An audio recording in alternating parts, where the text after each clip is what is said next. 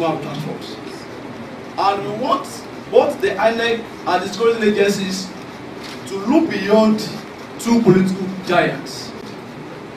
I begin to wonder how, I begin to think of it, how you are going to balance yourself between the state toxic power and the federal toxic power. And the common masses. Exactly, and the common masses. That is our fear now. That is what we want to hear from you. How you are going to balance yourself between the, I'm serious. If you can reason with me, you know that what I'm saying is very, very important. You know that when Party A rely on the federal might, that I'm going to use the federal might to do all things and get all what I want. And Party B say, okay, you will meet me here. Where journalists were battered and molested during the election period, or electionary period like this. And even at primary, during primary, we have instances where talk were set against journalists to manhandle journalists. So we want to appeal to the politicians that once we're able to identify ourselves properly, allow us to do our job. Another stakeholders meeting have been scheduled for next week Thursday due to the absence of INEC representative at the forum. Rashid, CoreTV News, Ado Ekiti.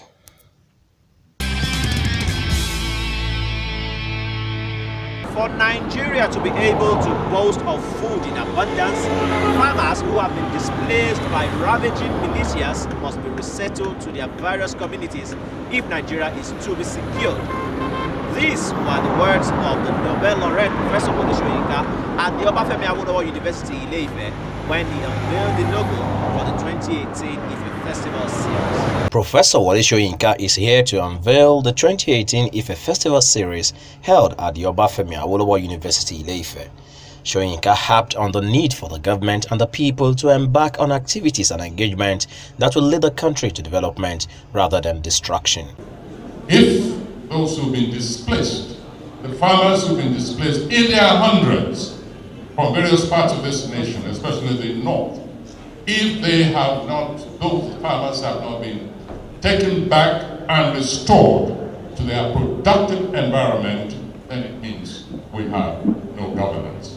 Let us all join hands to beat the sword, the gun, into plowshares. On the theme of the festival tagged Food and Identity, speakers at the event preached the culture of promoting good health through consumption of indigenous delicacies. And as we are all aware, the centrality of food to human existence and survival is unquestionable. And with the current concern over food security on the continent, there cannot be a more opportune moment than now to focus attention on food and food-related matters. The basic difference between us and those who are living to 100 was what they were eating that we are no longer eating. So it is in our own interest to go back and rediscover those food. So that is exactly what this festival promises to do. And we are not going to limit ourselves just to the Yoruba food. We call it a festival of food and identity in Africa, in the African diaspora, and indeed in the entire world. The festival, which will hold between July 30 and August 5, will feature traditional and contemporary dance, music, theater, cooking and tasting corners, colloquium, as well as exhibitions and other artistic presentations. That's it on the program for this week. Join us next week for another edition of the Program Southern Report. If you missed this edition, you can always catch up online via our various social media platforms, and the handles to these media platforms are being scrolled on your screen. My name is Rashid, and I leave you to it. That be good to yourself and be good to the nation. Bye for now.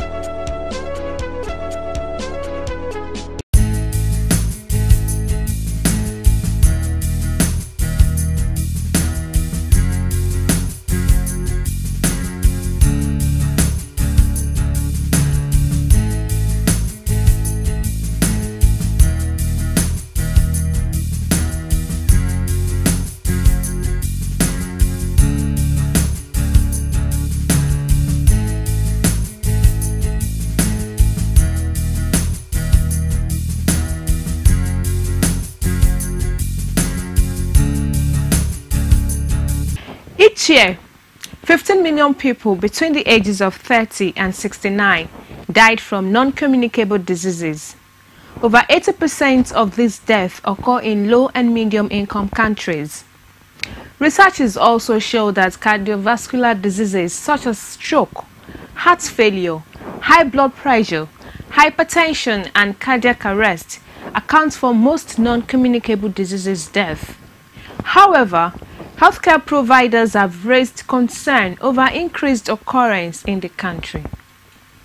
On this week's episode of Core Health, we will look at risk factors of these diseases, the socio-economic impacts, and efforts of governments to reducing the healthcare costs, and what experts are saying about living a healthy life.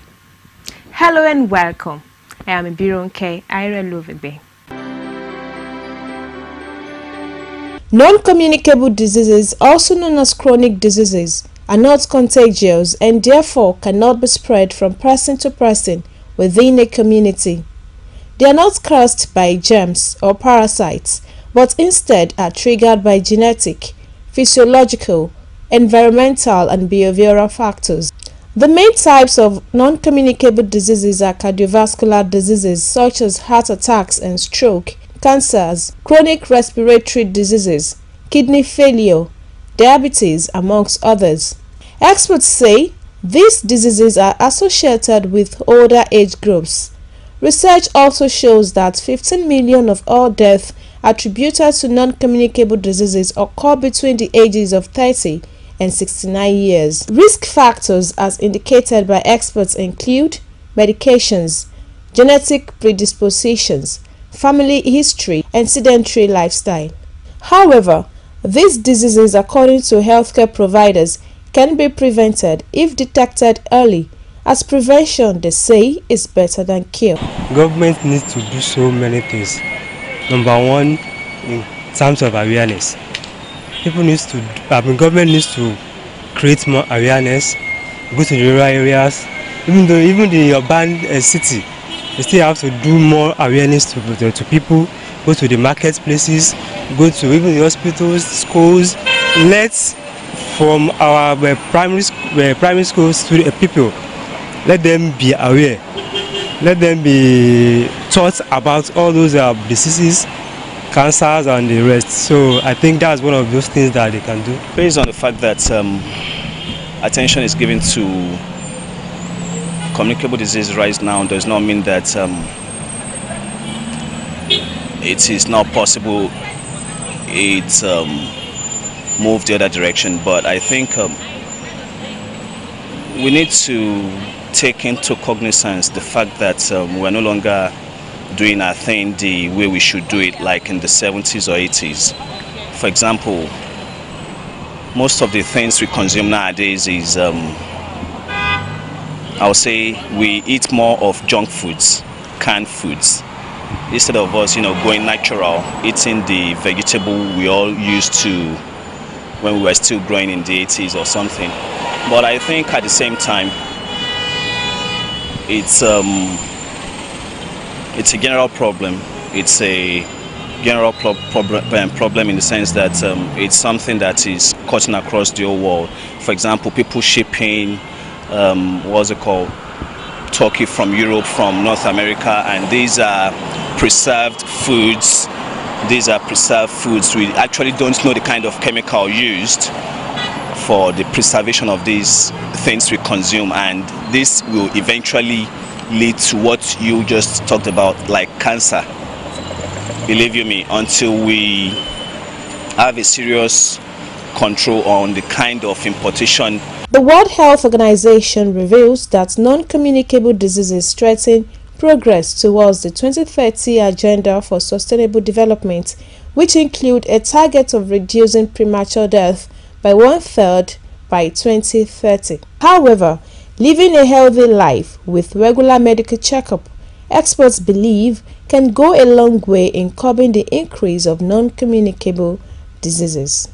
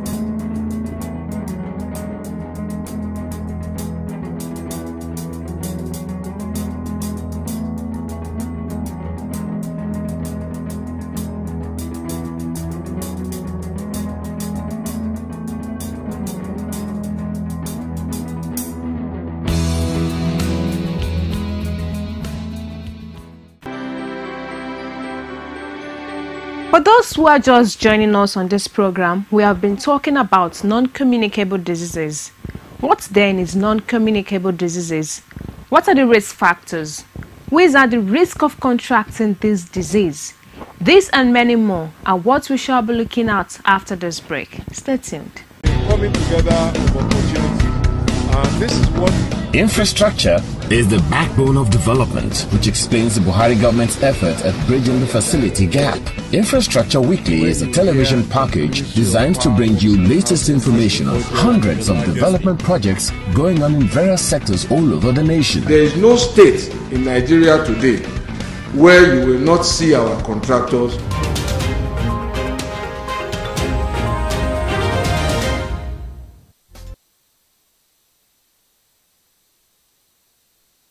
Thank you so much for joining us on CoreTV News 3. I'm Emmanuel Ajayi, and here are the news you're filing at this time. No fewer than 12 persons have been confirmed dead in a fatal accident along Lagos-Ibadan Expressway, with 8 others sustaining various degree of injury in an accident involving a Volvo truck and a Ford bus in Fadwo, Ogunmakin area of Lagos-Ibadan Expressway. Confirming the incident to CoreTV News, the state route commander of Federal Road Safety Corps, Florence Okwe, said the suspected cause of the crash was speed, wrongful overtaking, which led to loss of control at a narrow section of the road where traffic is diverted to enable repairs of the weakened bridge between Fadiwo and Sankrit. The FRSC Sector Commander Clement Oladele, upon visiting the survivors, commiserate with the crash victims and enjoined them to always seek caution. Drivers who also drive recklessly should always seek caution. He also admonished motorists traveling on the axis of Lagos-Ibadan corridors to continue to obey the traffic rules and regulations. And away from that one, now the Nigerian Army has announced the arrest of a Boko Haram suspect, Amino Yamino, who also known as Tashaku, who has believed to have led the recent killings in Benue State. In a statement issued by the Assistant Director Army Public Relations, said the arrest was believed possible through combined troops of 707 Special Forces Brigade, Nigeria Police and Department of State Services in Makurdi. He said the Nigerian Army will ensure that enemies of peace in the state are brought to justice, adding that the Army encourages all law-abiding citizens to go about their lawful business without fear. INE encourages residents to avail the Nigerian Army and other security agencies timely information that could lead to the arrest of criminal elements in the state. The Christian Association of Nigeria has embarked on a massive mobilization of churches across the Federation for peaceful protests on Sunday against incessant killings by suspected Fulani herdsmen in the country. The Special Assistant Media and Communication to CAN President Bayo Oladeji confirmed that all was set for the protest against the killings of Christians as well as other Nigerians across the country. The CAN President Reverend Olashupo Ayokunle had in a statement on Wednesday urged Christians to hold peaceful protests within their church premises on the 29th of April. He made the call against the backdrop of the Tuesday killing of 2 priests and 17 worshippers at the St. Ignatius Catholic Church in Malum, Goa East local government area of Benue State. Hundreds of persons have been killed by suspected Fulani herdsmen.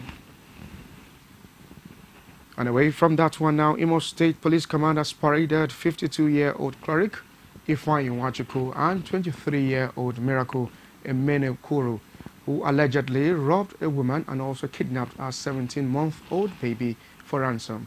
Our correspondent Joseph Oliva has more in this report presented from our studios. While briefing journalists at the Imo State Command headquarters, the Deputy Public Relations Officer disclosed that upon intelligence report from the command's anti-kidnapping unit, the Police Federal Special Anti-Robbery Squad swooped into action and arrested a suspect while the baby was rescued unhurt. A gang armed robbery /kidnap suspect invaded the apartment of one Iberi, Vivian, located along Christian Hospital. The hoodlums robbed the victim and collected her ATM cards and eventually kidnapped her 17 6-month-old baby, the hoodlums started calling the victim for ransom before they would release the kidnapped child. The sum of 627,000 naira was collected from the victim for the release of the said child, which they never did. I want to use this medium to thank the entire police force, especially the Federal SARS team.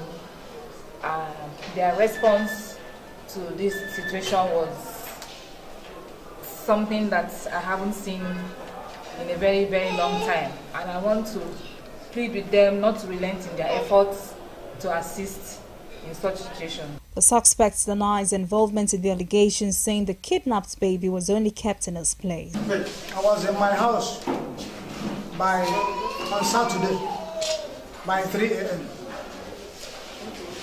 One boy called Kelechi Ogobiro, who is the son of the godmother to my daughter, who stays with me anytime he is in town. He came in with the baby, and I asked him, who is the owner of this baby? He said it's a girl that he impregnated. I was with him one day when he was making a strange call. I was asking him what exactly. He's just a friend because I'm living close to them. I was just asking him what exactly are you doing? He told me that these people that is owing him, that he wants to recover his money so that he can go and register for masters over there in Ghana. That's what he told me. The verification exercise for the recall of Senator Dino Melaye representing Kogi West Senatorial District have been characterized by low turnout of electorate. The exercise is taking place in 552 out of 560 polling units in the senatorial district it represents. Our correspondent Chuka Odita has a report.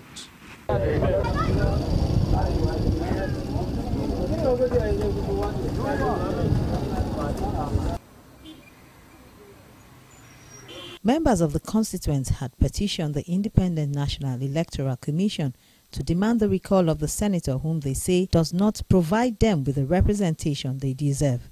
The petition is also being contested by some members of his constituents. Responding to the demand made last year, the Commission schedules Saturday, May 29 as a date for verification of the electorate who had mandated him to represent them in the Senate. I was so surprised that there is forgery over this recall. I got here not quite long and saw my name and another person's signature.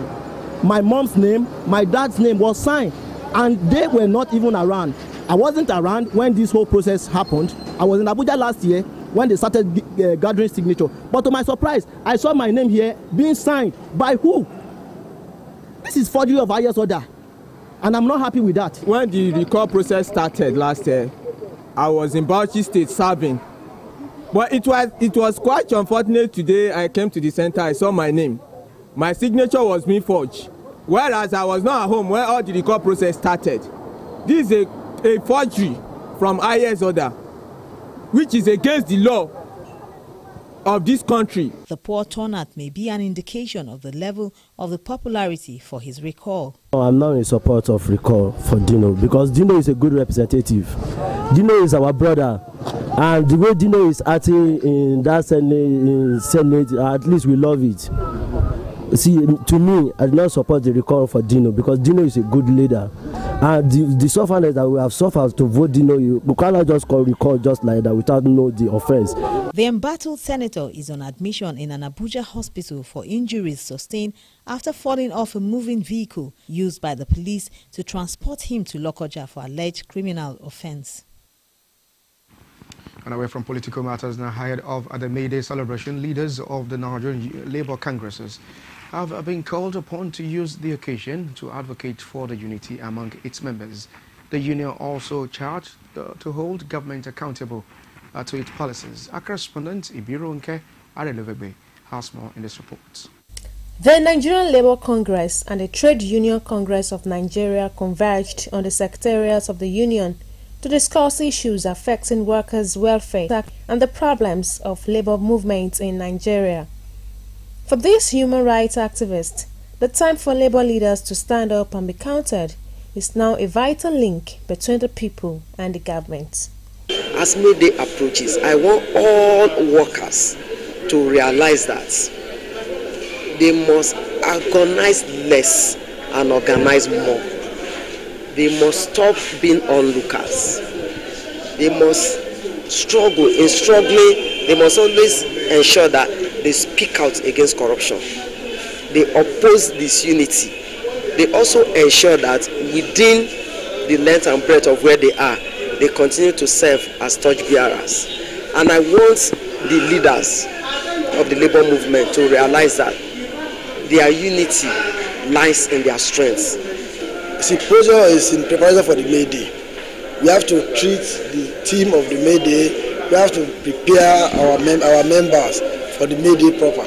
On the issue of minimum wage, government was charged to be more responsive, taking into consideration the current economic situation. We have wages piling up, and some of these people are already dying. So let us, we'll call upon the labor union once again. We'll call upon government to be more responsible and responsive and ensure that any minimum wage that is pegged must be paid. And for people who will vote, let them ensure that any of those who have not fulfilled their obligation is booted out of power.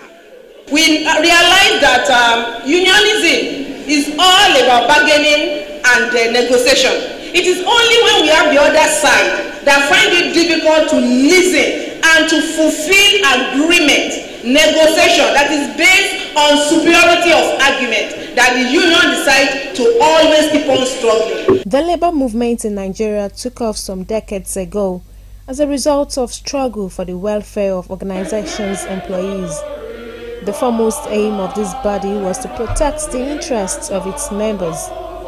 But most of the problems of labor movement in Nigeria discussed at the symposium were more of political, social and economic restructuring, which have posed serious challenges to the effectiveness of the labor movement in Nigeria. Ibronke Irelovigbe, CoreTV News, Lagos. You're still watching CoreTV News on the hour. We'll take a break now, but back with more stories. Join us again.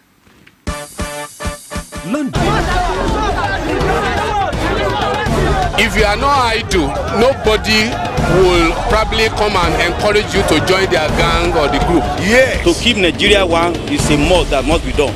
Nigeria is not going to break.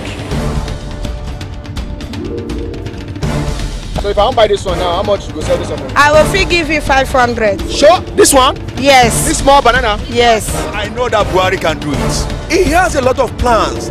We should be praying for him. He's a human being.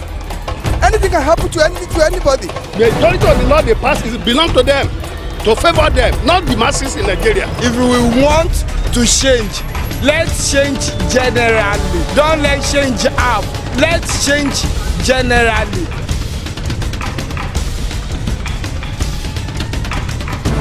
The people giving voice to the voiceless.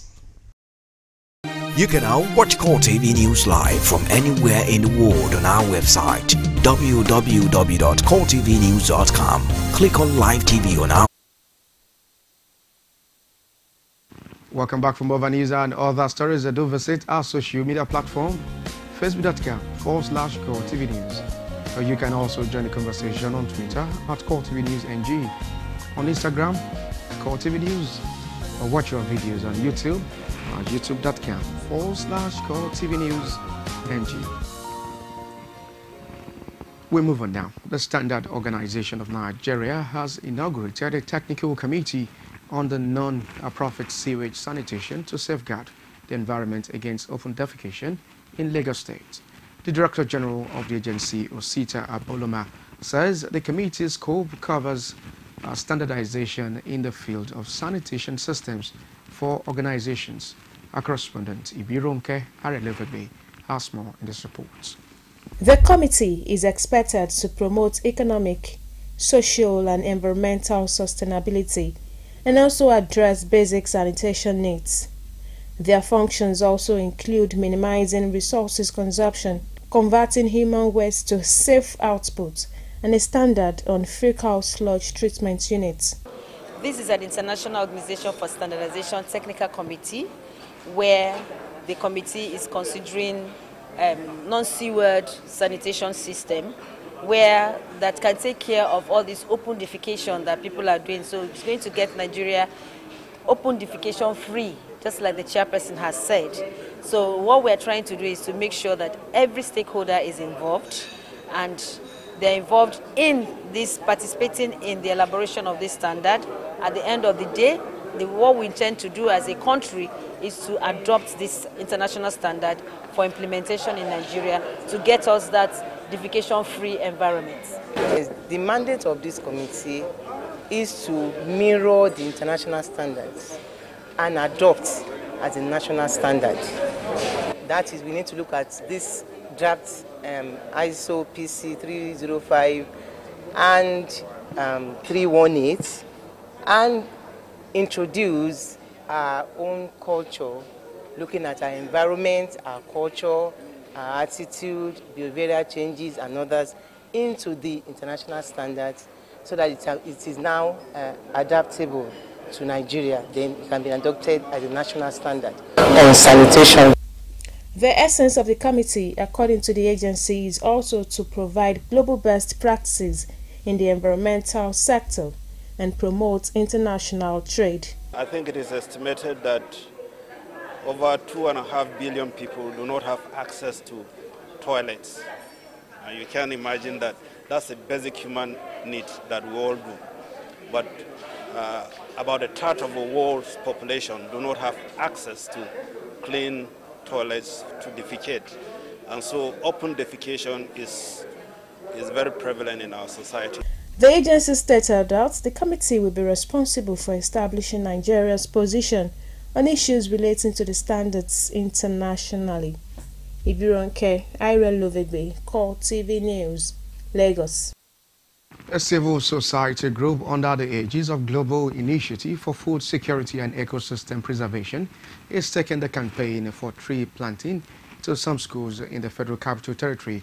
Officials of the group says the essence of the exercise is to create awareness among students on how to combat the effect of climate change in Nigeria. Our correspondent Basil Okafo has more in this report. This civil society group under the aegis of Global Initiative for Food Security and Ecosystem Preservation has embarked on tree planting and public awareness campaign in secondary schools within the Federal Capital Territory as part of efforts to address the effects of climate change in Nigeria. According to environmentalists, one of the practical ways to combat climate change is to plant more trees in order to take more carbon out of the atmosphere, especially when the trees are planted in the right places. Officials here are convinced that the launch of the project Trees for Schools will help to create in the minds of the students the need for environmental protection. Other schools see what they are doing here, and they see the success, and they see what other things that is being that they are enjoying or they are benefiting because of their efforts to plant these trees. Then we believe that other schools will buy into it. Thank God for today's activities. We are also partnering with these students who are the youth and the head of tomorrow. So by the time they will grow up, some of them may be in the position of Senate, some of them may be in the position of authority. They will be able to really help every law on environment. The initiator of the project has also expressed determination to carry the campaign Trees for Schools to different parts of the country. We will be planting these trees across 60 schools in FCT. And we are hoping that with more funding, we can expand to other states of the Federation. And even our target more is the local communities, in schools where you have local communities, so that we can plant not just the fruit trees, but the local indigenous trees. The art of planting trees was demonstrated to the students by the officials as a way of catching them young in the fight against negative impact of climate change. Basil Okafo, CoreTV News, Abuja. The federal government has been urged to declare a state of emergency in the Nigerian education sector as a measure to effectively tackle the challenges undermining education in Nigeria. The call is also to ensure that education system in the country is properly groomed to appropriately cater for the quality of education for the population in the country. Our correspondent Osaiti Osadegbawe has more in this report.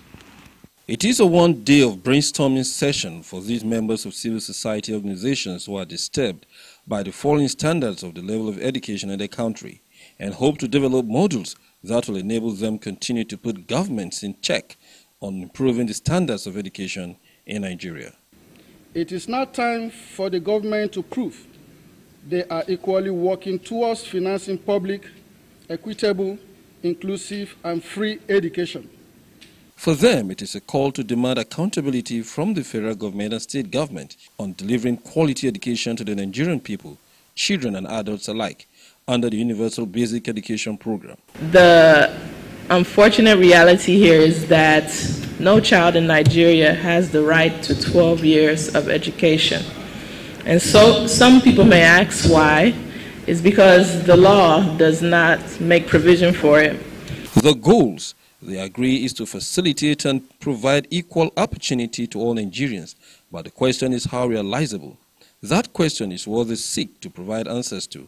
The Minister of Education, who was represented by the Deputy Director of Education Management Program in the ministry, says it is not in doubt of the capacity of the civil society groups to task relevant agencies of government to become accountable, and points out that the federal government recognizes the rights of all Nigerians to quality education. The mutual relationship that exists between active participation of the citizens and sustainable development cannot be undermined. The call to action by the organizations to the federal government is to strengthen the public school systems, while states and local governments are to monitor and ensure free education, which must be qualitative, as it should be easily accessible. For the young Nigerian and an ambassador for the girl child education, there is no alternative to providing the girl child quality education.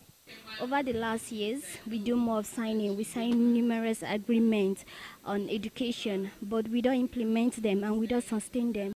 If we cannot sustain it, if we cannot implement it, please let us not sign it. Osaiti Osadebame, CoreTV News, Abuja.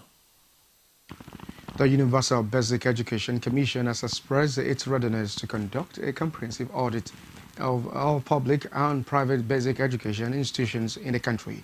Executive Secretary of UBEC, Hamid Boboyi, who disclosed these in Abuja, also explained that the exercise is to enable the Commission obtain reliable data of both personnel and students. Our correspondent, Gloria Kiba, has a report. The National Personnel Audit is meant to be carried out every 3 years in reference to the Universal Basic Education Commission Act 2004, Section 9F and L, so as to establish a basic education data bank and conduct research on basic education in Nigeria. But Boboyi says the Commission successfully carried out a personnel audit of public basic education institutions in Nigeria in 2006, and the last one was done in 2010, and the reports on these audits are already in the public domain. He harps on the need to ensure that the foundation of basic education is strong, as this will help to build a better society, adding that the audit exercise will enable the Commission identify the needs of each school and also develop proper policies that will boost the education sector. Was it 34 GPR? 34 now so far we have only 3 states that are outstanding. That regard.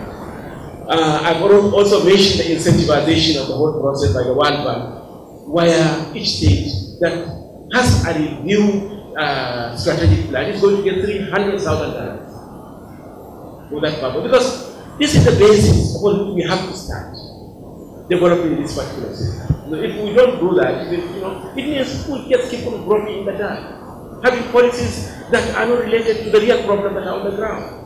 The chairman of the National Personnel Audit Program, Edwin Jerome, notes that the Commission is raising the standards of public education with the audit exercise in ensuring that the best quality of education is maintained in public and private basic education at all times. Speaking on the level of preparedness for the audit exercise, he says the high-level monitoring team will be led by the Minister of Education, Adamu. This activity will ensure that all our field officers get to every school. You can't stay in the motor park or under a tree and get information of a school. We will know from the GPS.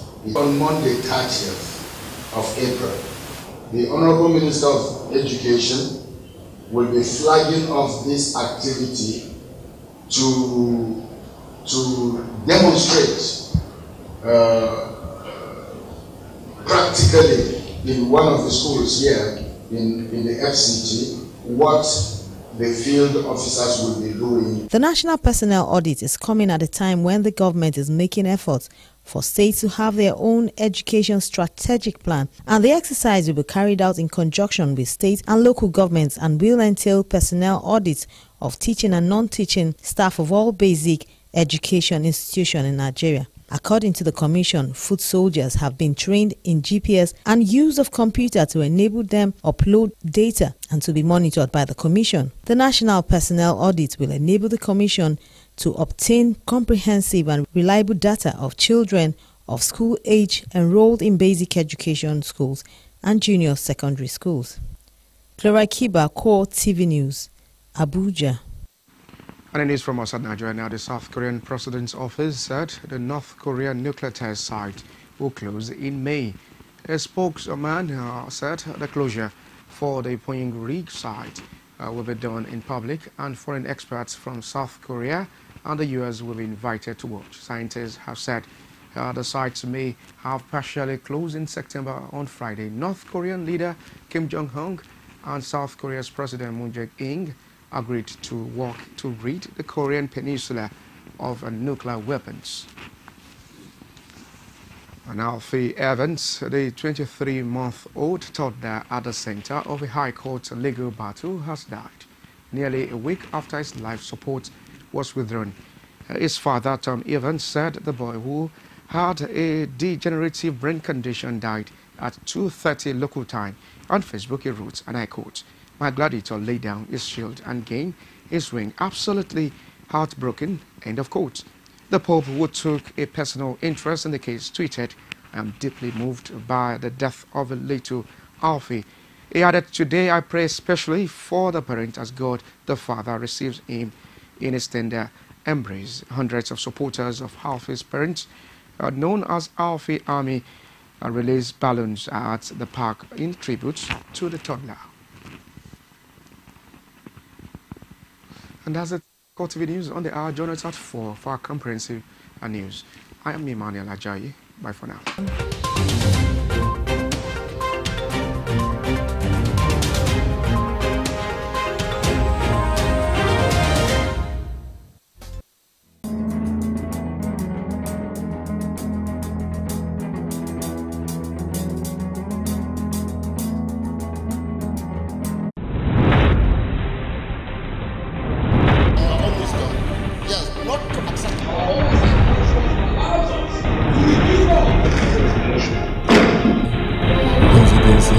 The ayes have it. Hello and thanks for joining us again. This week on Gavel to Gavel, we'll bring you full report on the worst ever attack on the Nigerian Parliament in the light of invasion of the Senate Wednesday by thugs loyal to suspended Delta lawmaker Ovi Omagege. The development elicited exceptional camaraderie spirit among members of the House of Representatives, who quickly rallied around their senator colleagues shortly after the incident. Join us for more after the break. I am Chuka Odita. The ayes have it. Wednesday, the 18th of April, is a day many, especially lawmakers in the 8th session of the National Assembly, will live to remember for a long time.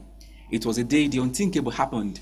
The hallowed chambers of the Senate was desecrated, as it were, by thugs who accompanied suspended Senator Omar Gege and carted away the mace, the symbol of authority of the Senate.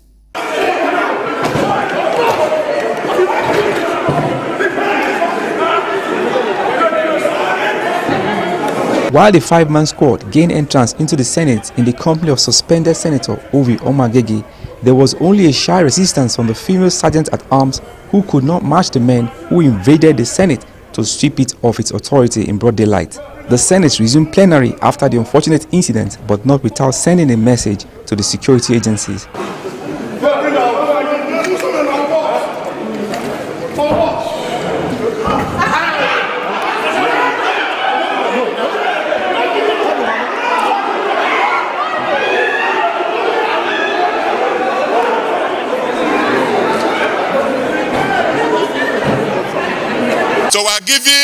the Inspector General of Police and the Director SSS to recover our mess within 24 hours.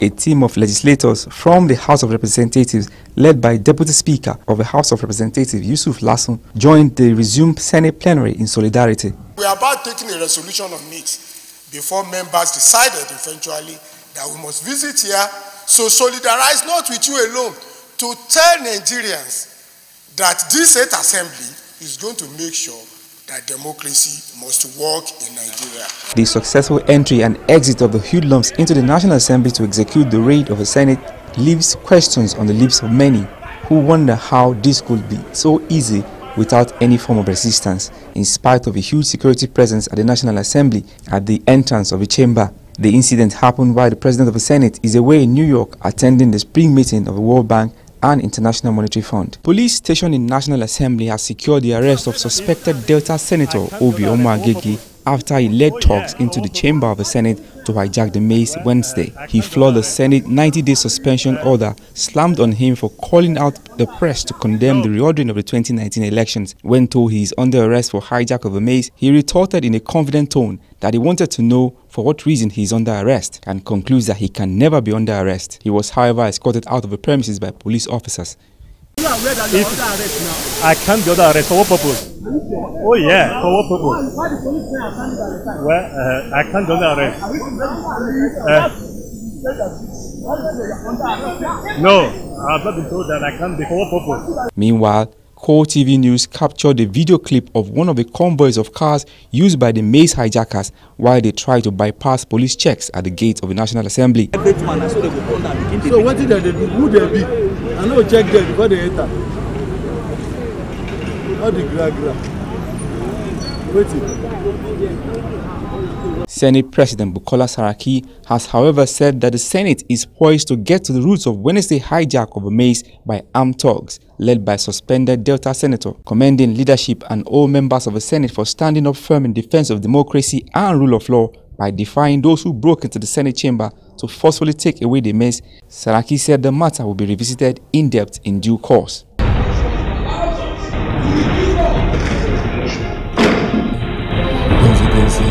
The ayes have it. The Senate has summoned the Inspector General of Police and the Director General of the State Security Service to appear before it next week. This is sequel to a directive to the leadership of the two security agencies to investigate the maze hijack in the Senate and prosecute those behind it.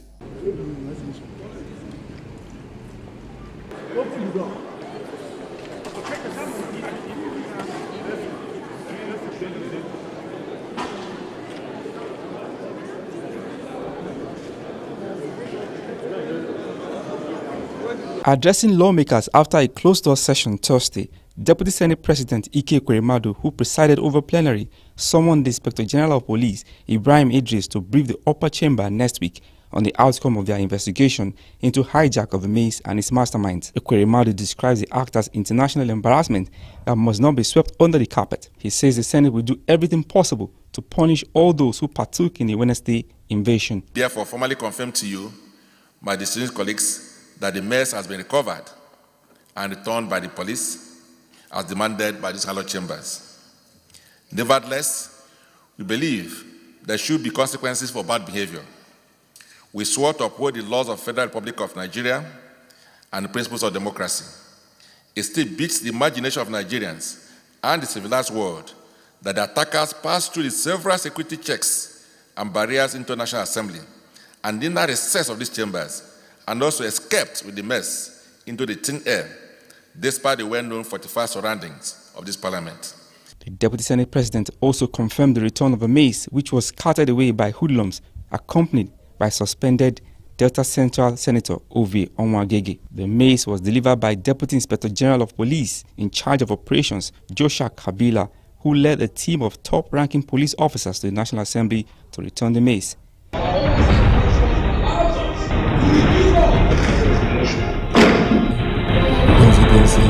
The ayes have it.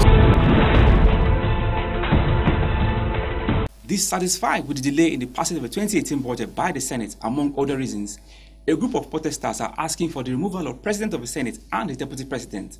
They are also pushing for the recall of Dilo, Melaye and Shehu Sani from the A Senate. They took their demand to the gate of the National Assembly where they protested amidst heavily armed police officers.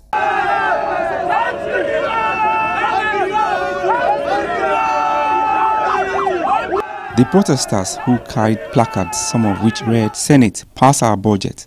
We are hungry. We say no to this anti-people Senate. We say no to bloated allowances for the Senate," demanded immediate removal of the leadership of the Senate to pave way for another. Leader of the group, Adeola Samuel Ilori, who spoke with journalists, says the essence of the protest is to register their displeasure over delay in passage of the 2018 budget, as well as alleged corruption of leadership of the Senate.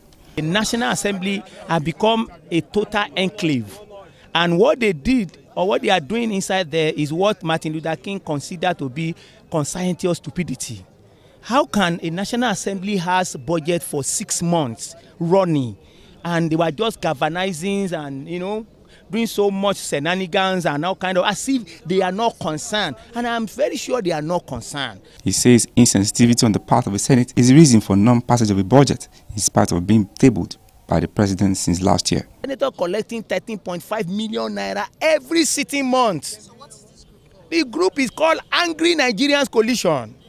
We are here to tell them that they are not representing us very well. They are supposed to be people-oriented senators and representatives, but they are representing themselves solely. Everything that has to do with them, with their pocket, is what you see them fighting over inside the house.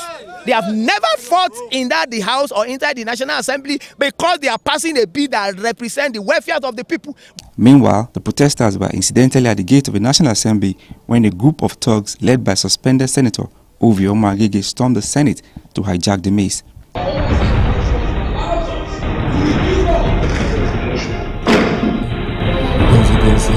The ayes have it. The Senate has mandated its Committee on Appropriation to invite the Minister of Finance, Kemi Adeosun, and the Central Bank Governor, Godwin Emefiele, as well as Minister of Defense, Dan Ali, to explain their roles in the withdrawal of $462 million from a consolidated account without recourse to the National Assembly.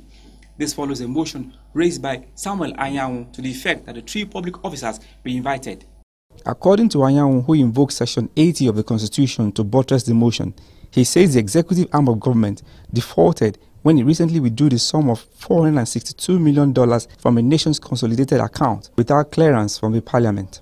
According to him, the Constitution states that no money shall be withdrawn for any public use from any account kept by government except as prescribed by the National Assembly. He points out that the executive violated the Constitution in making the withdrawal for the purpose of paying for helicopters without clearance from the National Assembly, and calls for someone of the Finance Minister, the CBN Governor and the Defense Minister to explain the development. I have it in good authority, Mr. President, that in March 2018, from the Federation account, a whopping sum of $462 million was withdrawn and paid for helicopters to an American firm called Helicopter Techno Fight Helicopters. And this without the approval of the National Assembly. I've been in the Senate, Mr. President, and I know there was no time, there was any request from this Senate for any such withdrawal from the consolidated fund, from the account fund of the Federation. Ike Ekweremadu, Deputy President of the Senate, who presided over plenary, says the matter requires scrutiny and directs the Committee on Appropriation to invite the Minister of Finance, Kemi Adeosun, Godwin Emefiele, Governor of Central Bank, and the Minister of Defense to explain their role. We support that this matter be referred to Appropriation Committee to report back in 1 week. Say aye. Those against say nay. The ayes have it. So the Appropriation Committee should invite the 3 of them, the Minister of Finance, CBN Governor, and the Minister of Defense, to throw more light on the release. The committee has 1 week to report back to the Senate. This is not the first time the Senate will allege bypass of the legislature by the executive while making withdrawals from public funds. Earlier, Bukola Saraki, President of the Senate, alleges withdrawal of $1 billion from the excess good account to fight insurgency, also without recourse to the parliament.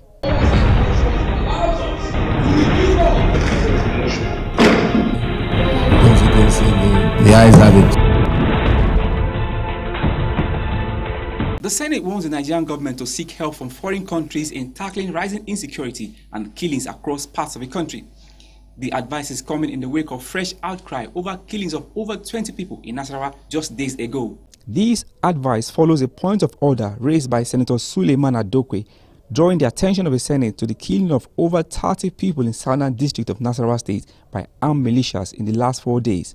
He says the militia are occupying 4 out of 5 counties in the state without an intervention from the military or the police. The lawmaker expresses worry about the spate of killings resulting from apparent lack of security in the country. Throughout the weekend and up to the moment of speaking, the herdsmen have unleashed terrorist mayhem across the Southern Senatorial District of Nasarawa State, leaving in their wake several dead bodies, numerous wounded persons, and hundreds of thousands of internally displaced persons. Their victims are largely the Tiv-speaking ethnic nationalities, with a reported death toll of about 32 persons, and we are still counting. Lawmakers who took turn to express worry over daily killings by armed herdsmen say that there is a complete failure in leadership. They express fears that the country may be plunged into chaos and call for a rejig of the nation's security apparatus. They insist that the security of lives and property are the primary duties of government. There is a failure, a complete failure in leadership. Total complete failure. It is not for us to sit here and find out how we respond to a crisis. There are people being paid to do exactly that. It is not a job to find out how you respond to a crisis if an attack is taking place. We met the security chiefs the other day. When we met them, they told us that some of these bandits use weapons from the army. That this country is becoming a state without control. It's becoming a state that is experiencing anarchy. It is a state in which we are seeing ethnic cleansing. And when statements like this are made by very senior nationalists, many people try to trivialize it. Mr. President, I think the president needs fresh ideas. Fresh ideas, fresh men in the helm of affairs of the security apparatus of this country. And I'm saying this, wholeheartedly, that all the service chiefs and head of security agency should immediately be sacked. There is no two ways about this. In his ruling, Deputy Senate President Ike Ekweremadu, who presided over plenary, says it is time for the country to seek help from foreign countries who understands the situation better. I mean that this is happening in America, in the UK, or in France. Would it take all this time to resolve? And the answer is simply no. Not even in South Africa here. But it appears that we are taking too many things for granted. So I think time has come for us to seek help from other countries, as some people have suggested here. We should not be ashamed to ask for help. The lawmakers have mandated the ad hoc committee on security infrastructure to investigate the situation in the country and report back to the Senate.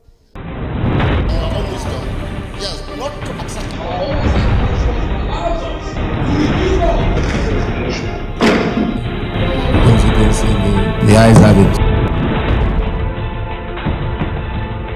Let's take a break. When we return, we'll bring you more.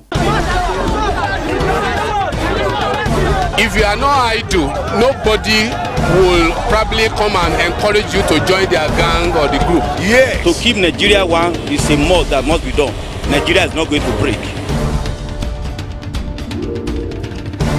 So if I want to buy this one now, how much you go sell this one? I will free give you 500. Sure? This one? Yes. This small banana? Yes. I know that Buhari can do it. He has a lot of plans. We should be praying for him. He's a human being. Anything can happen to anybody. The majority of the law they pass belong to them, to favor them, not the masses in Nigeria. If we want to change, let's change generally. Don't let change up. Let's change generally.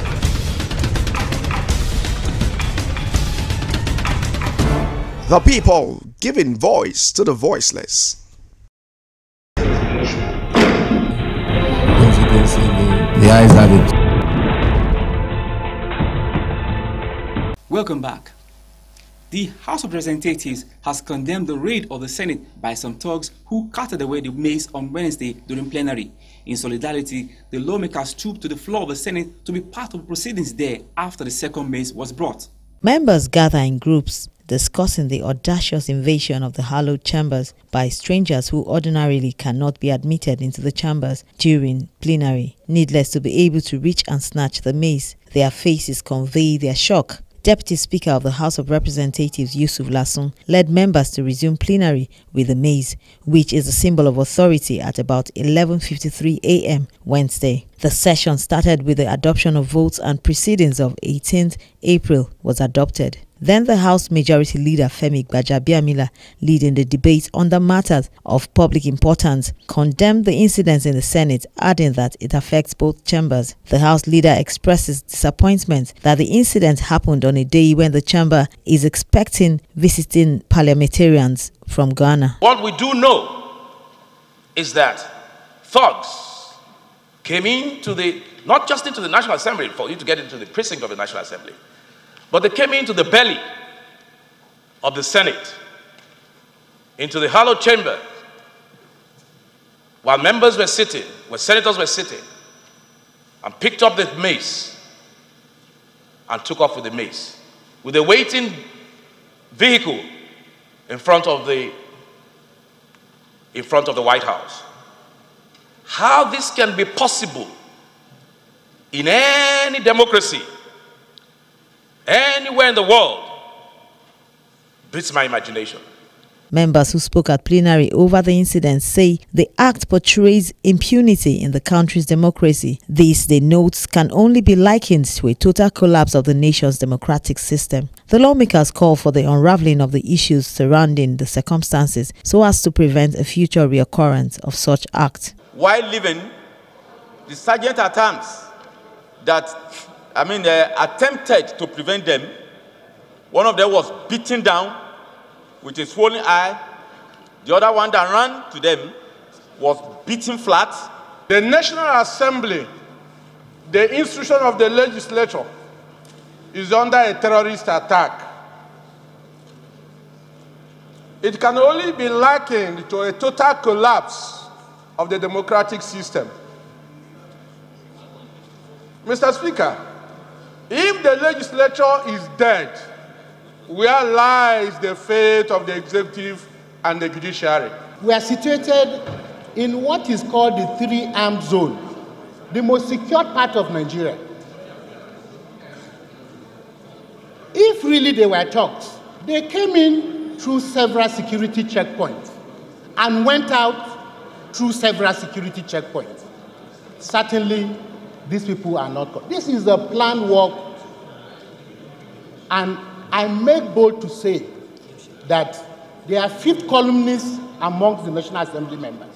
I doubt if the security agencies can be clean of guilt in what happened this morning. For anybody to be emboldened to walk into the Senate chamber, pick the mace, walked out, Mr. Speaker, my dear colleagues, it wasn't a coincidence, it was a well-planned attack. The House, in a unanimous voice vote, adopted the motion condemning in totality what happened in Senate, as it is an assault on democracy, stressing that it is unwarranted. They also urged the security agencies to recover the mace within 24 hours. There are fears that entrance to the National Assembly henceforth will be difficult for visitors, as the lawmakers unanimously agreed to beef up security in and around the complex.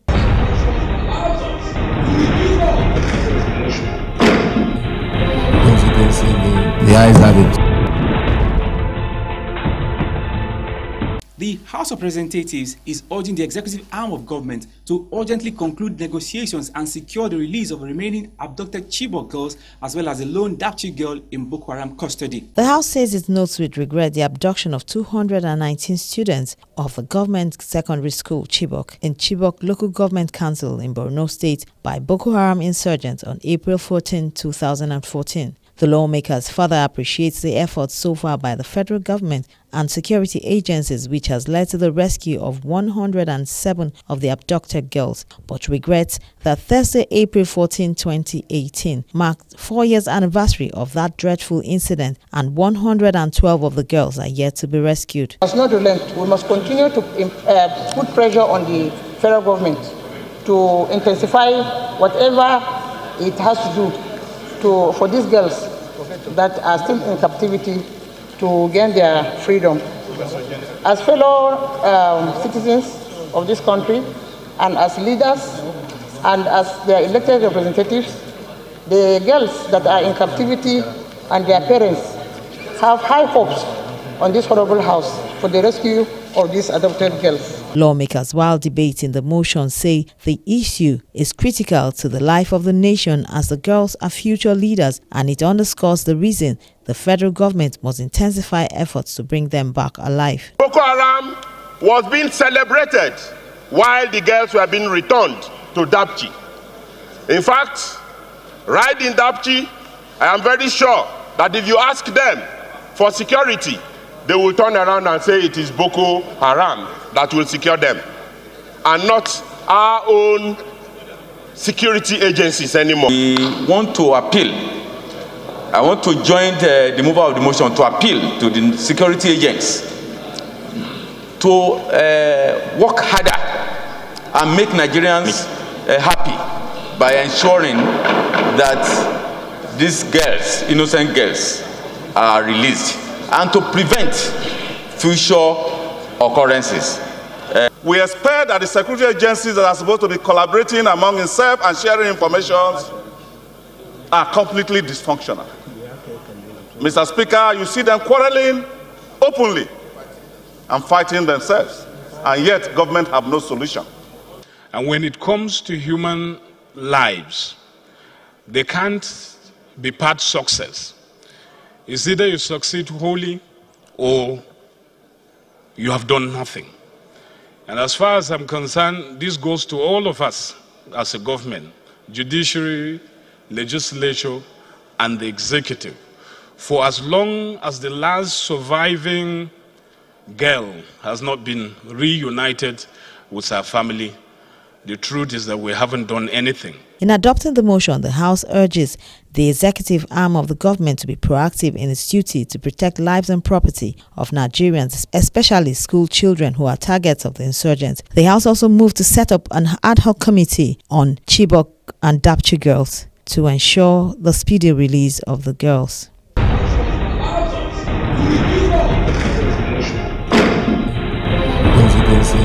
The eyes have it. That's all we can take for this week, viewers. Join us again next week for a fresh package. I am Chuka Audita. Bye for now.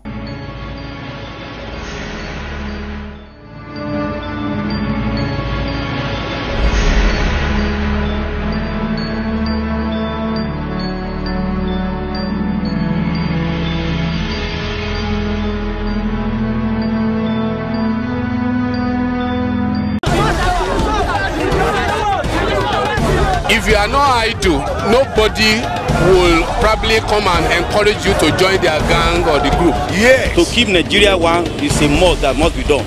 Nigeria is not going to break. So if I want to buy this one now, how much you go sell this one? I will fee give you 500. Sure? This one? Yes. This small banana? Yes. I know that Buhari can do it. He has a lot of plans. We should be praying for him. He's a human being. Anything can happen to anybody. The majority of the law they pass belong to them, to favor them, not the masses in Nigeria. If we want to change, let's change generally. Don't let's change half. Let's change generally.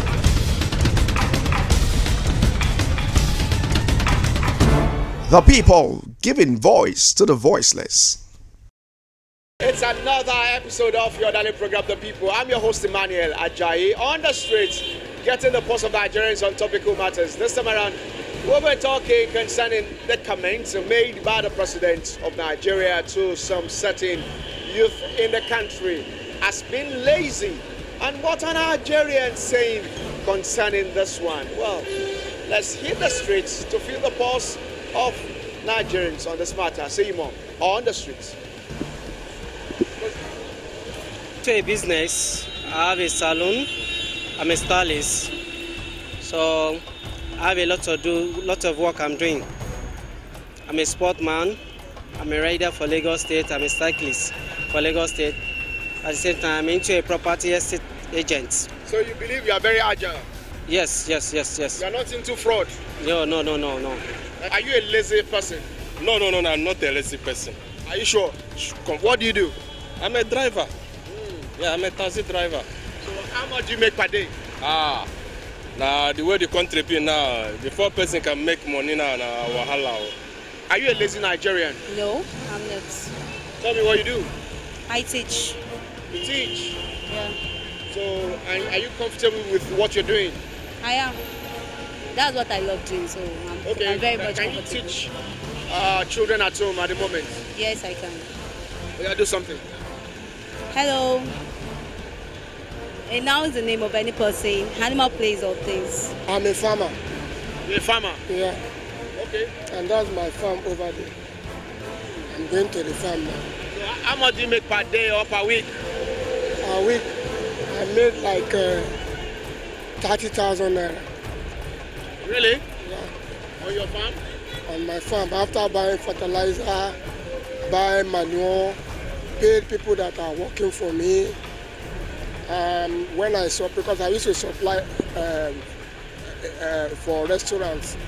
So after in the weekend, I made like 30,000. That means you're comfortable? Not really, but I thank God. I will never be a lazy Nigerian, never. Are you sure? I'm not lazy. What do you do? Nigeria is the most hard-working people in this planet. Nigerians, the youth of Nigeria is the most hard-working Nigerians on this planet. What do you do? I'm a businessman. What kind of business do you do? I'm into interior. I do painting, I do screeding and POP.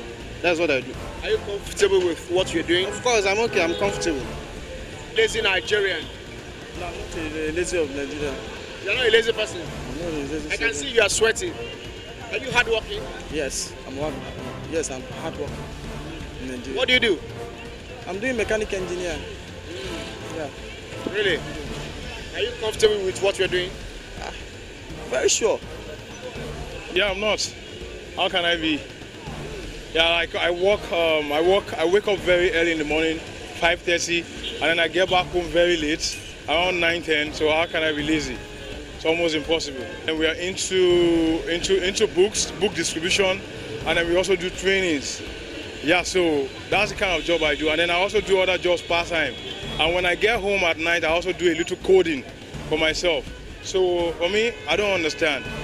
When you talk about laziness, I don't think that's in my DNA, and even in other Nigerians' DNA too. You are not a lazy Nigerian? At all, I'm never a lazy Nigerian. Really? Yeah. Tell me, what do you do? I'm an engineer, a networking engineer. So how rigorous is your work? Well, my work is very cool, nice. I'm into CCTV, IP cameras, installation and supplies. And are you comfortable with what you're doing? Very much comfortable.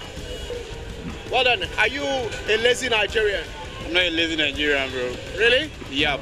I can see you even carry this heavy load of bag. Well, he's saying he's not a lazy person. Tell me, what do you do? Yo, I'm a graduate, but still searching for a job. No, you're still searching? Yeah. Is that why you're carrying this bag? No, I went for a weekend. I went to visit a friend. I'm just coming from a friend. So you believe you're not lazy? I'm very lazy Nigerian. So if you're given work to do, you work? If the opportunity is given to me today, I will embrace it. You're not waiting for oil money? I'm not waiting for any kind of joy that come my way. I will embrace it for now. Are you a lazy Nigerian? No. Tell me, how do you mean? What do you do? I'm a student. You're a student? Yeah. So you believe if you're out of school, you work? Sure, yeah. You will not wait for oil money? No. Really? Yeah, no. So aside from going to school, what other things are you doing? Actually, I want to learn makeup artistry. So that you believe that will add more income to you? Yes. So I'm going to fashion designer stuff. So you see yourself as hardworking Nigerian? Yeah, sure. Are you a lazy Nigerian? No. Really? How can I be a lazy Nigerian? I wake up as early as 5 a.m. to go to my office at VI, and I come back as late as 8, 9 p.m. So how can you call me like a lazy Nigerian? If I'm lazy, of course, I'll be sleeping in my house. And I wait for federal government to come and take care of my needs. But because I'm not a lazy Nigerian, that is why I'm going to work. And I work because I want to take care of my family. Are you okay with what you're doing? Yes, of course. For now, I'm very comfortable with what I'm doing. You okay with what they do? They okay? I know they're okay. No, they're okay. They're okay with the thing what I'm doing. Yes. Tell me, how much do they make per day? They make profit now. When I'm working, I'm see money. I cannot tell you how much when I'm seeing. That's why you are so fat like this. And so now God do me now. You sure say you gain?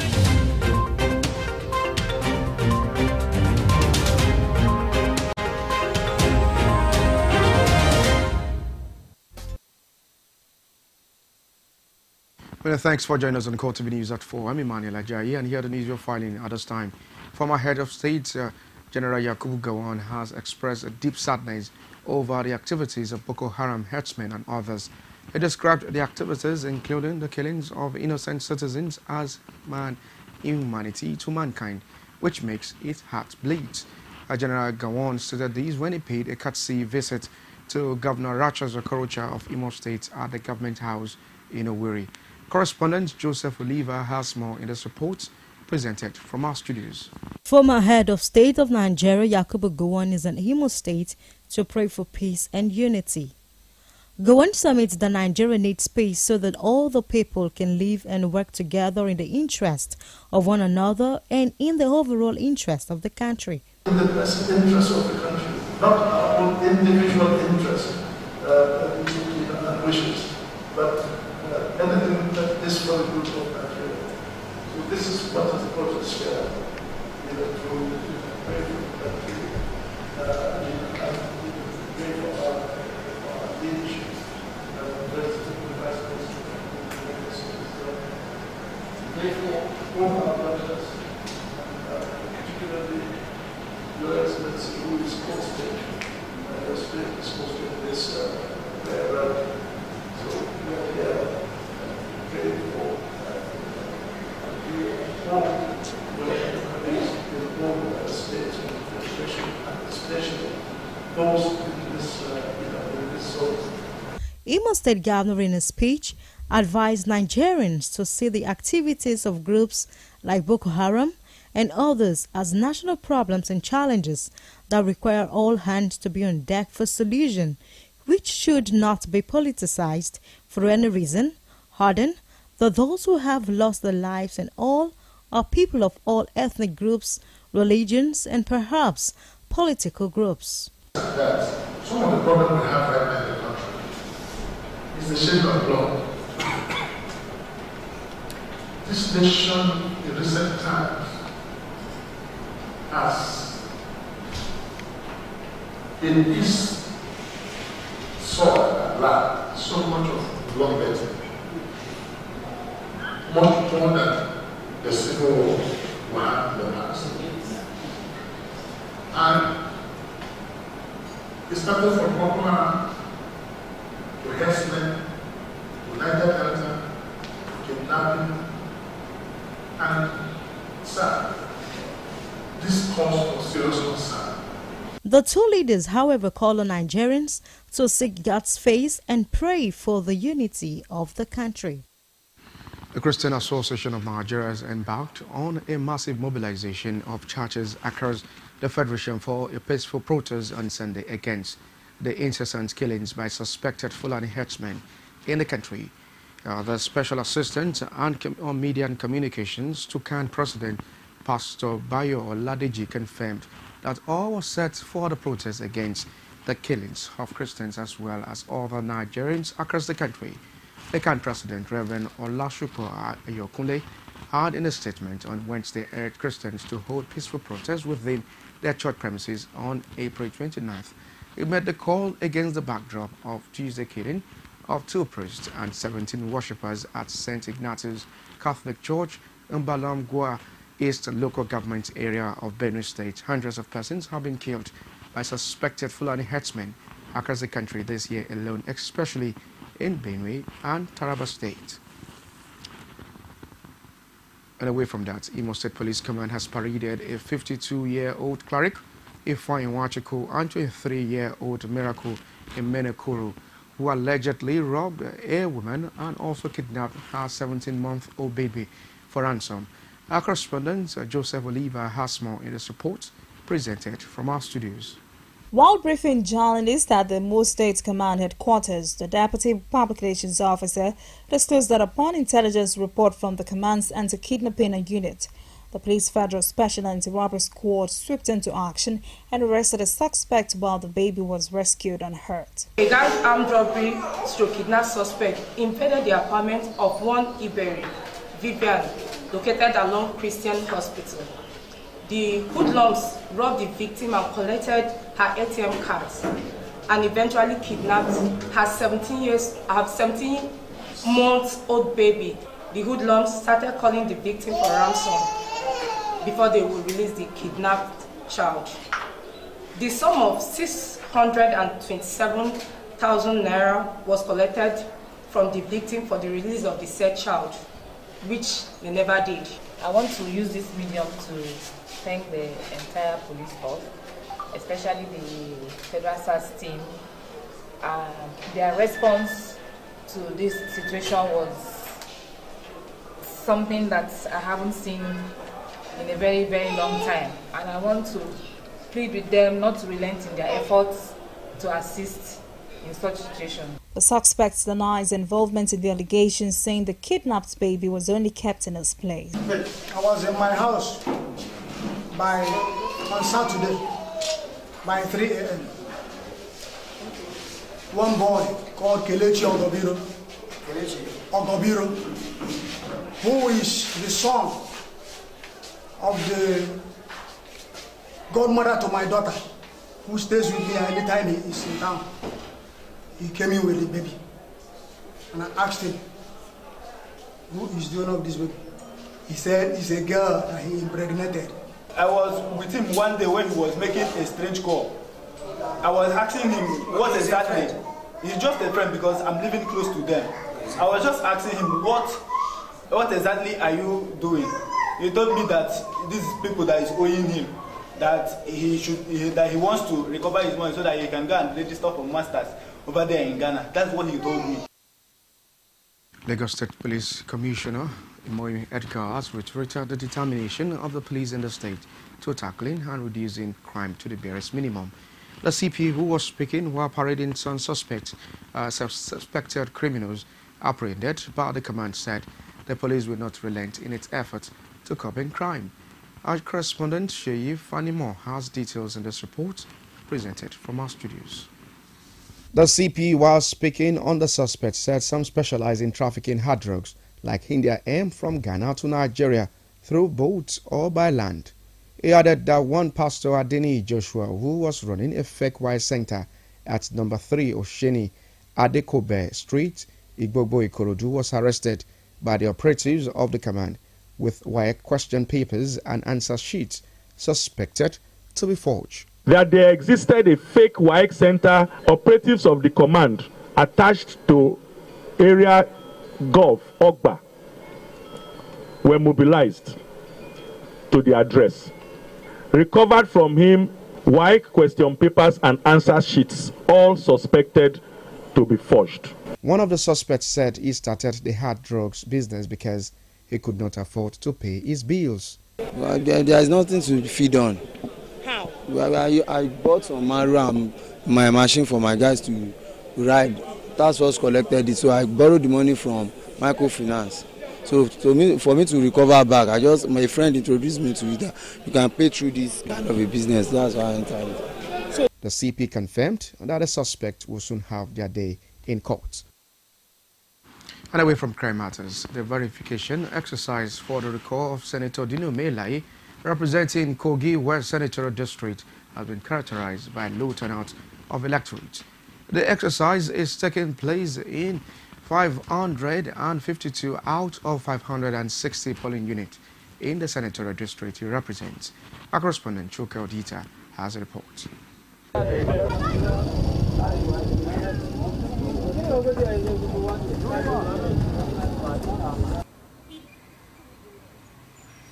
Members of the constituents had petitioned the Independent National Electoral Commission to demand the recall of the senator whom they say does not provide them with the representation they deserve. The petition is also being contested by some members of his constituents. Responding to the demand made last year, the Commission schedules Saturday, May 29 as the date for verification of the electorate who had mandated him to represent them in the Senate. I was so surprised that there is forgery over this recall. I got here not quite long and saw my name and another person's signature. My mom's name, my dad's name was signed, and they were not even around.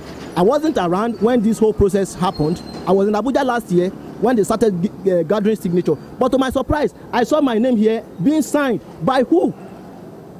This is forgery of highest order, and I'm not happy with that. When the recall process started last year, I was in Bauchi State serving. But it was quite unfortunate today. I came to the center, I saw my name. My signature was being forged, whereas I was not at home when all the recall process started. This is a forgery from highest order, which is against the law of this country. The poor turnout may be an indication of the level of the popularity for his recall. I'm not in support of recall for Dino because Dino is a good representative. Dino is our brother, and the way Dino is acting in that Senate, at least we love it. See, to me, I do not support the recall for Dino because Dino is a good leader. And the suffering that we have suffered to vote Dino, we cannot just recall just like that without knowing the offense. The embattled senator is on admission in an Abuja hospital for injuries sustained after falling off a moving vehicle used by the police to transport him to Lokoja for alleged criminal offense. And away from that, ahead of the media celebration, leaders of the Nigerian Labour Congress have been called upon to use the occasion to advocate for unity among its members. The union was also charged to hold government accountable. Our correspondent, Ibironke Areluvebe, has more in this report. The Nigerian Labour Congress and the Trade Union Congress of Nigeria converged on the secretariats of the union to discuss issues affecting workers' welfare and the problems of labour movements in Nigeria. For these human rights activists, the time for labour leaders to stand up and be counted is now a vital link between the people and the government. As May Day approaches, I want all workers to realize that they must agonize less and organize more. They must stop being onlookers. They must struggle. In struggling, they must always ensure that they speak out against corruption. They oppose disunity. They also ensure that within the length and breadth of where they are, they continue to serve as torchbearers. And I want the leaders of the labor movement to realize that their unity lies in their strength. See, pressure is in preparation for the May Day. We have to treat the theme of the May Day. We have to prepare our members for the May Day proper. On the issue of minimum wage, government was charged to be more responsive, taking into consideration the current economic situation. We have wages piling up, and some of these people are already dying. So we'll call upon the labor union once again. We'll call upon government to be more responsible and responsive and ensure that any minimum wage that is pegged must be paid. And for people who will vote, let them ensure that any of those who have not fulfilled their obligation is booted out of power. We realize that unionism is all about bargaining and negotiation. It is only when we have the other side that find it difficult to listen and to fulfill agreement, negotiation that is based on superiority of argument, that the union decide to always keep on struggling. The labor movement in Nigeria took off some decades ago as a result of struggle for the welfare of organizations' employees. The foremost aim of this body was to protect the interests of its members. But most of the problems of labor movements in Nigeria discussed at the symposium were more of political, social and economic restructuring, which have posed serious challenges to the effectiveness of the labor movement in Nigeria. Ibironke Ireluvigbe, CoreTV News, Lagos. And still ahead on CoreTV News at 4, the Standard Organization of Nigeria has inaugurated a technical committee on non-profit sewage. Details of this report and many other reports after this break. Join us again. Hi, I am Anita Patrick, host of your program Abuja Today, that brings you highlights of happenings in Nigeria's Federal Capital Territory from the Office of the Federal Capital Territory Administration. I appeal to all of us citizens, leaders, politicians, and all to support this team to be able to restore the Abuja Master Plan. To the streets that involves every boy, every girl, every man, every woman, and every youth on the streets, unfolding of happenings in the nation's capital territory. Our challenge here is kidnapping, and the secret is there. It's a very short journey. You don't have to go as far as Abaji before you know what is happening in Kuji.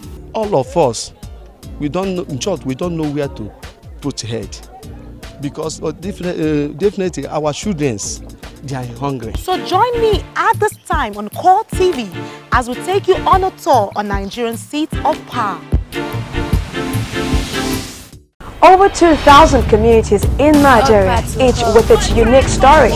Some real of comfort, most with its complaints. Whatever the story is from your community, we tell it.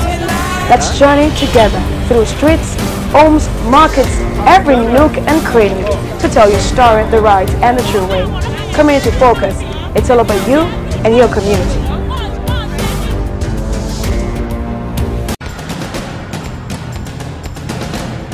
Democracy allows for fair hearing. This is reckless.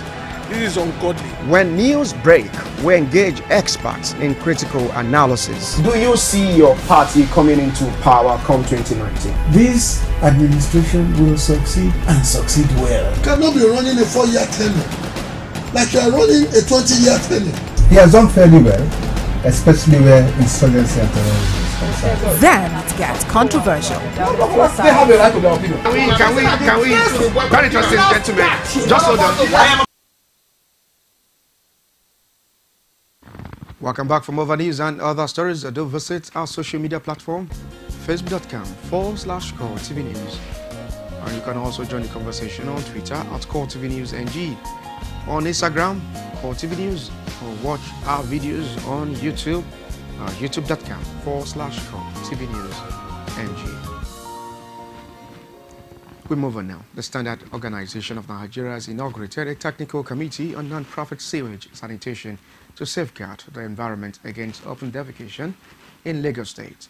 The Director General of the agency, Osita Boloma, says the committee's scope covers standardization in field of sanitation system for organizations. Our correspondent, Ibironke Aredewebe, has more details. The committee is expected to promote economic, social and environmental sustainability and also address basic sanitation needs. Their functions also include minimizing resources consumption, converting human waste to safe output, and a standard on fecal sludge treatment units. This is an international organization for standardization technical committee where the committee is considering non-sewered sanitation system where that can take care of all this open defecation that people are doing. So it's going to get Nigeria open defecation free, just like the chairperson has said. So what we're trying to do is to make sure that every stakeholder is involved and they're involved in this, participating in the elaboration of this standard. At the end of the day, what we intend to do as a country is to adopt this international standard for implementation in Nigeria to get us that defecation-free environment. The mandate of this committee is to mirror the international standards and adopt as a national standard. That is, we need to look at this draft ISO PC 305 and 318 and introduce our own culture looking at our environment, our culture, our attitude, behavioral changes and others into the international standards so that it is now adaptable to Nigeria. Then it can be adopted as a national standard on sanitation. The essence of the committee, according to the agency, is also to provide global best practices in the environmental sector and promote international trade. I think it is estimated that over 2.5 billion people do not have access to toilets. You can imagine that that's a basic human need that we all do. But about a third of the world's population do not have access to clean toilets to defecate. And so open defecation is very prevalent in our society. The agency stated that the committee will be responsible for establishing Nigeria's position on issues relating to the standards internationally. Ibironke, Irene Lovegbe, CoreTV News, Lagos. Osun State Governor Rauf Aregbesola has enjoined corporate organizations, philanthropists and religious bodies to join hands with the government to ensure healthy living of the people. It says that this will go a long way in better service delivery for the people and reduce the costs of healthcare to affordable level for all. Our correspondent Rashid has more details. Despite the stride of the Osun State government in healthcare delivery, the constant cooperation and support provided by organizations are readily needed. This was the stand of the state government at the commissioning of Ali Agbara Primary Healthcare Center, renovated and equipped by a religious organization, Church of Jesus Christ of Latter-day Saints. Represented by Kayode Oguni, the governor said government alone cannot provide the health needs of the people, hence the need for their support.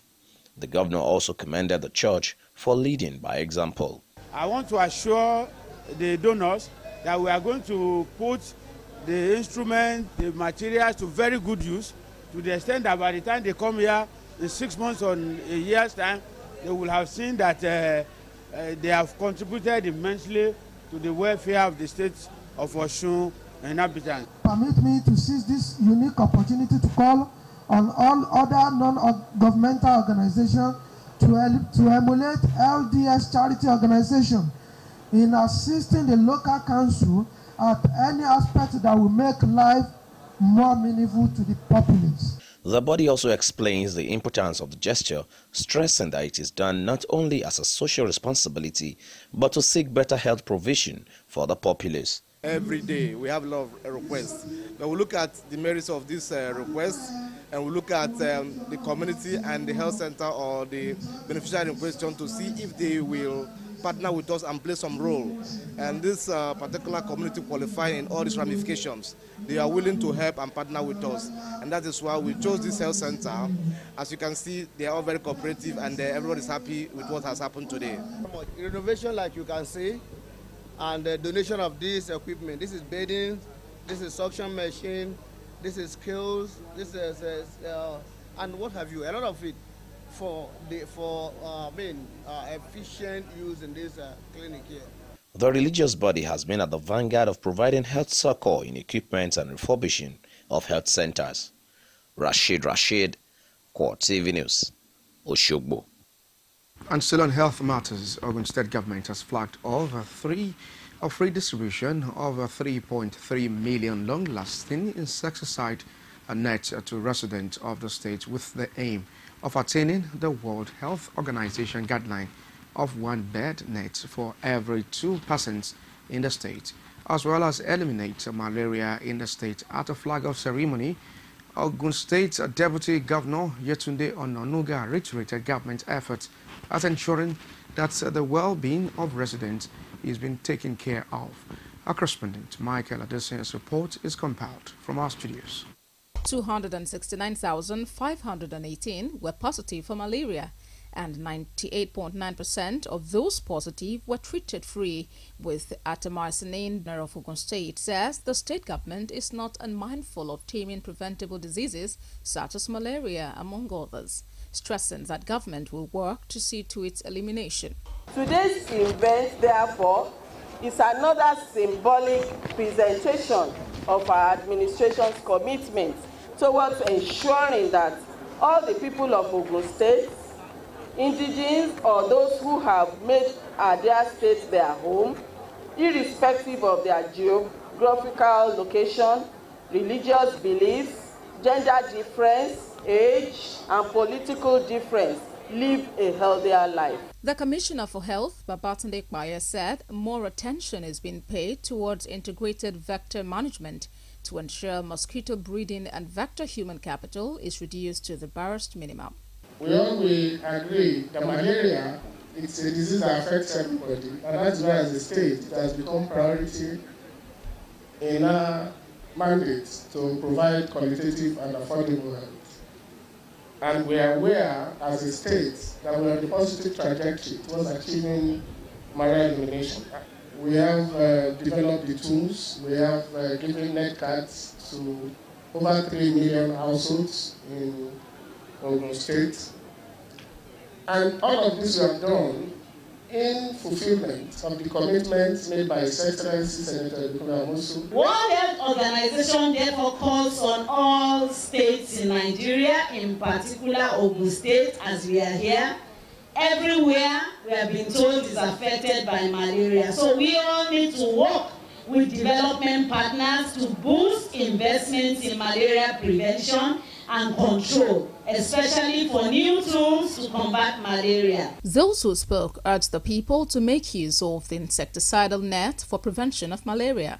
So we have to sleep inside our net because they know that in Ogun State there is Ogun standard. We don't do things by half measures. We go the whole month. I'm urging everybody, all citizens of Ogun State, as already did over the radio, to join hands together with government and development partners to sleep inside their net every night. Dignitaries at the event pleaded with the government to make sure the people are well sensitized about the importance of the net. State Governor Nyesom Wike has declared that the state government will support the rollback malaria partners towards developing a formidable platform to eliminating the disease in the state. He made a declaration at the government house in Port Harcourt, the state capital. Our correspondent has more details. Governor of Rivers State, Nyesom Wike, says his administration has made the fight against malaria a priority. He noted that the action-based communal efforts to eradicate malaria must be owned and driven by the grassroots with a broad-based platform. For me, the fight against malaria goes beyond providing bed nets or ensuring access to an effective treatment regime. These are all important measures, but certainly not enough, going by hindsight. We must move from this sense of complacency that malaria is preventable, diagnosable and completely treatable, and rather focus on the need to end malaria for good within the shortest possible period of time. This is clearly possible with a pragmatic action plan that's communal in focus and therefore owned and driven by the grassroots and which can be rolled out on a very broad scale. I wish to request the private sector to get involved in the fight to end malaria as a matter of enlightened self-interest and not that of charity. In his address, the State Commissioner for Health, Prince Will Chike, stated that the state has one of the lowest rates of prevalence of malaria in the country. He maintained the need for elimination of malaria since it accounts for 60% outdoor visits to hospitals in the state and increased burden on health facilities. As a state, there has been massive scale-up in the various intervention strategies to reduce the burden of malaria. The prevalence rate in Rivers State as of today is 7.3% compared to the national prevalence rate of 27%. And with all modesty, Rivers State ranks among the best 5 states in the country with reference to low prevalence. Indeed, our owners of long-lasting insecticides treated nets is beyond 70%, clearly above the national average. The effort of Rivers State government to sustain this and indeed improve to its evident via, number one, the provision of a sustainable political terrain which encourages partners, collaborations with the state. Number two, there has been massive upgrade in infrastructure and equipment. On his part, the South-South coordinator of the World Health Organization, Wale Famiyesin, said malaria-related death is still unacceptably high, with 446,000 in Nigeria alone, contributing to about 23 to the global deaths. In Rivers State, the concerted efforts of the State Malaria Elimination Program in the Ministry of Health and Rivers State Primary Health Care Board and partners have helped to achieve prevalence of 7.3 in the use of nets, but uptake of intermittent preventive treatment in pregnant women is still very low. The key intervention for fighting malaria remains prevention with long-lasting insecticide-treated nets, indoor residual spraying, and chemoprevention in pregnant women and children. Governor Wike used the occasion to urge civil society organizations and well-meaning individuals to contribute to ending prevalence of malaria in the states. A civil society group under the aegis of Global Initiative for Food Security and Ecosystem Preservation is taking the campaign of tree planting to some schools in the Federal Capital Territory. Officials of the group says the essence of the exercise is to create awareness among students on how to combat the effects of climate change in Nigeria. Our correspondent, Basilo Kafo, has a report.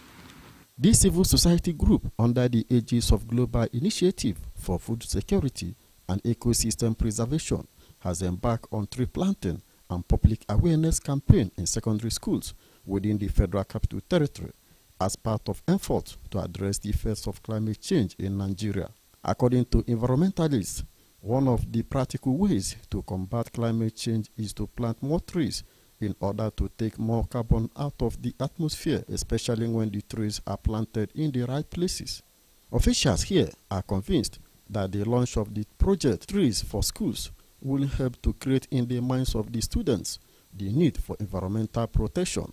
Other schools see what they are doing here, and they see the success, and they see what other things that is being that they are enjoying or they are benefiting because of their efforts to plant these trees. Then we believe that other schools will buy into it. Thank God for today's activities. We are also partnering with these students who are the youth and the head of tomorrow. So by the time they will grow up, some of them may be in the position of Senate, some of them may be in the position of authority. They will be able to really help every law on environment. The initiator of the project has also expressed determination to carry the campaign Trees for Schools to different parts of the country. We will be planting these trees across 60 schools in FCT.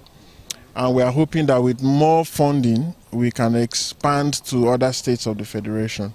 And even our target more is the local communities, in schools where you have local communities, so that we can plant not just the fruit trees, but the local indigenous trees. The art of planting trees was demonstrated to the students by the officials as a way of catching them young in the fight against negative impact of climate change.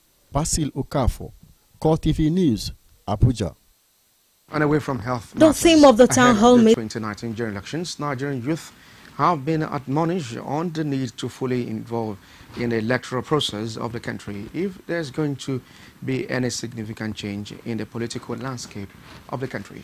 Now speaking at a town hall meeting, Head of Operations Independent National Electoral Commission, Ogun State, Samuel Ogunjemilua, says youth should explore their paths to fully participate in the electoral processes. Correspondent Michael Adesoya's report is compiled from our studios. The theme of the town hall meeting is promoting youth participation and inclusive governance for development. Head Operations INEC Ogun State says with the modern technology being used by electoral body, it will be difficult for youth to be used as electoral thugs, thereby calling on them not to be used by anyone. Being youth of the nation, they have the wherewithal and the political power to be fully involved and to participate in the electoral process in this country.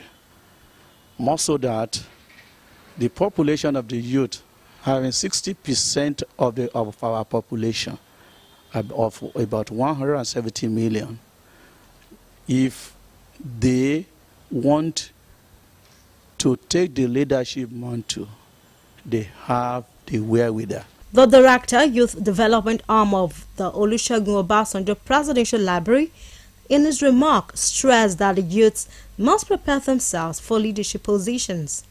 Governor of the Town Hall meeting says the aim of the event is to sensitize Nigerian youths about inclusive governance system of the country, saying every youth has a role to play and must be ready to get involved. So our young people have to show that they are committed, they have to show that they are serious, they have to show that they know what they are doing, and most important of all, they must come together. If they come together and they pick the best hands among themselves and bring them up and stand behind them, I'm telling you, they will be able to make it. They will kick out all of the old politicians and they will be able to do what the old people have not done. So I think they can make it. Young people can make it in governance, but first they have to understand what is going on, they have to understand their society, they have to educate themselves about their society. Then they can begin to come together, unite themselves, forget about their tribe, forget about their religion, and come together as one to be able to take over government and chart the future of this great country. 2019 is coming. A lot of people have been declining their interest. But I want to say that what is your own quota towards the contribution of this nation? What are you doing in order to make sure that come 2019, we have the right person in place, we have the right person in position? I'm challenging all the youth to go all out to get their PVCs, to get involved, to be in politics, and also to make sure that they're voting the right person, the right candidate that can do the job for the nation. It is the hope of many the Nigerian youth would yield to admonition and begin to participate in the electoral processes. Still on party politics, some All Progressive Congress stakeholders in Imo State have drawn support for governorship aspirants Uche Nwosu ahead of the governorship election in 2019.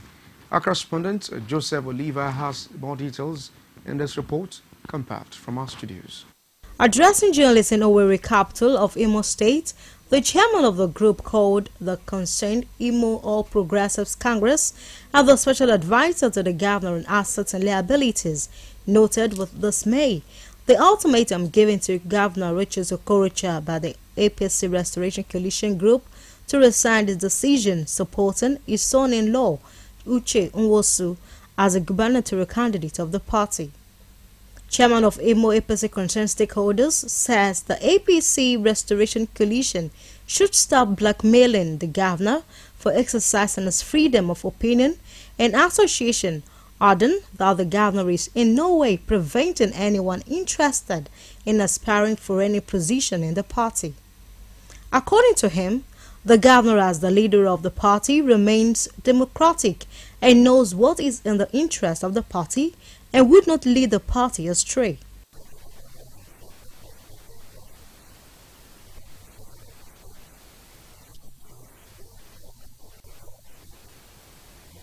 The issue before us should be not zoning, not the issue of His Excellency supporting somebody or not, or in-law.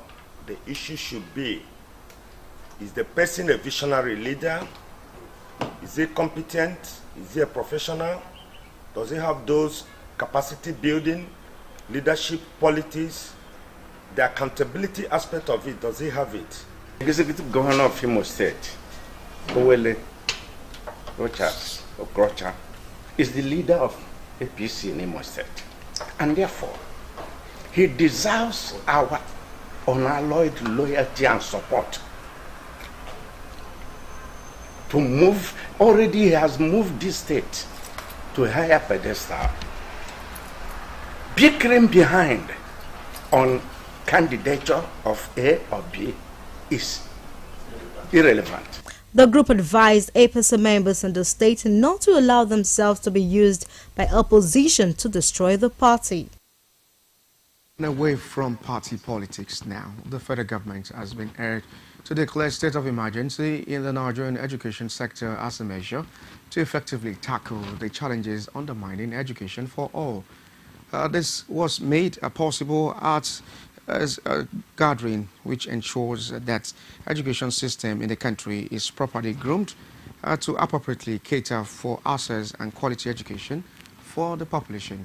Our correspondent Osaiti Osadibai reports.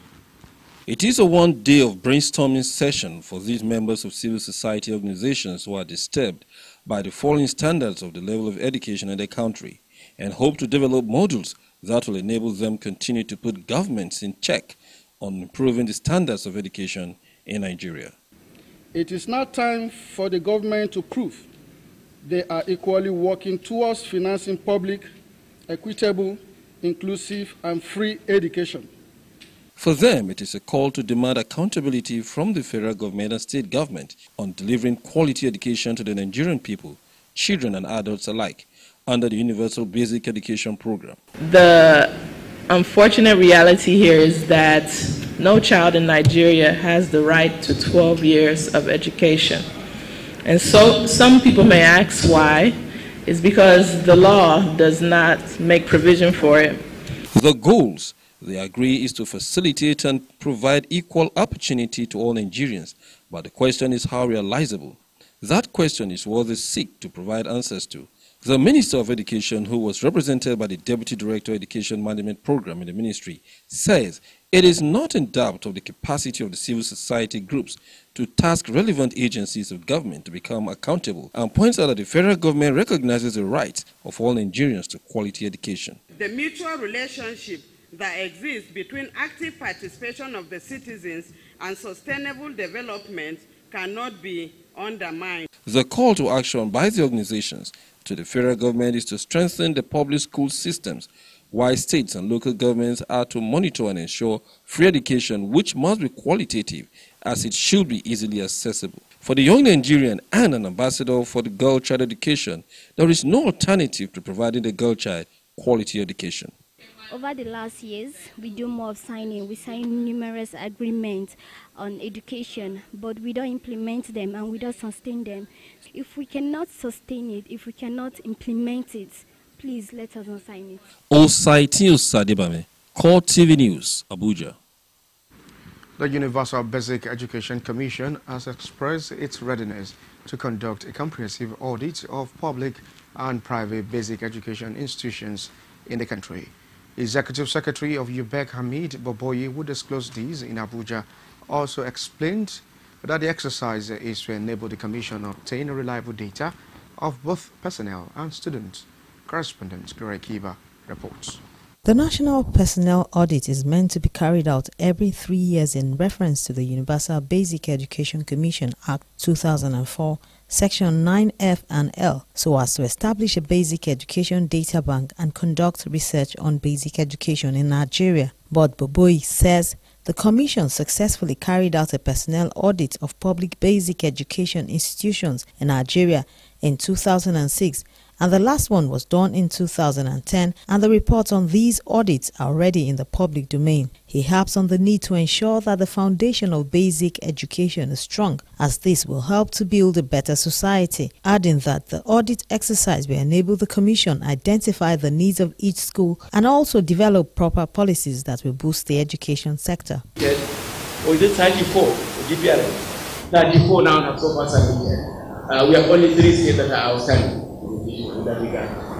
I've also mentioned the incentivization of the whole process by the World Bank, where each state that has a review strategic plan is going to get $300,000 for that purpose. Because this is the basis of what we have to start developing this particular system. So if we don't do that, it means we just keep on groping in the dark, having policies that are not related to the real problem that are on the ground. The chairman of the National Personnel Audit Program, Edwin Jerome, notes that the Commission is raising the standards of public education with the audit exercise in ensuring that the best quality of education is maintained in public and private basic education at all times. Speaking on the level of preparedness for the audit exercise, he says the high-level monitoring team will be led by the Minister of Education, Adamu. This activity will ensure that all our field officers get to every school. You can't stay in the motor park or under a tree and get information of a school. We will know from the GPS. On Monday 30th of April, the Honorable Minister of Education will be flagging off this activity to demonstrate practically in one of the schools here in the FCT what the field officers will be doing. The National Personnel Audit is coming at a time when the government is making efforts for states to have their own education strategic plan, and the exercise will be carried out in conjunction with state and local governments and will entail personnel audits of teaching and non-teaching staff of all basic education institutions in Nigeria. According to the Commission, foot soldiers have been trained in GPS and use of computer to enable them upload data and to be monitored by the Commission. The National Personnel Audit will enable the Commission to obtain comprehensive and reliable data of children of school age enrolled in basic education schools and junior secondary schools. Clara Kiba, CoreTV News, Abuja. On the news from outside Nigeria, South Korean President's office has said North Korea nuclear test site will close in May. The spokesman said the closure of the Pyongyang site will be done in public, and foreign experts from South Korea and the US will be invited to watch. Scientists have said the sites may have partially collapsed in September. On Friday, North Korean leader Kim Jong-un and South Korea President Moon Jae-in agreed to work to rid the Korean peninsula of nuclear weapons. And that's it on CoreTV News at 4. Many thanks for watching. I'm Emmanuel Ajayi.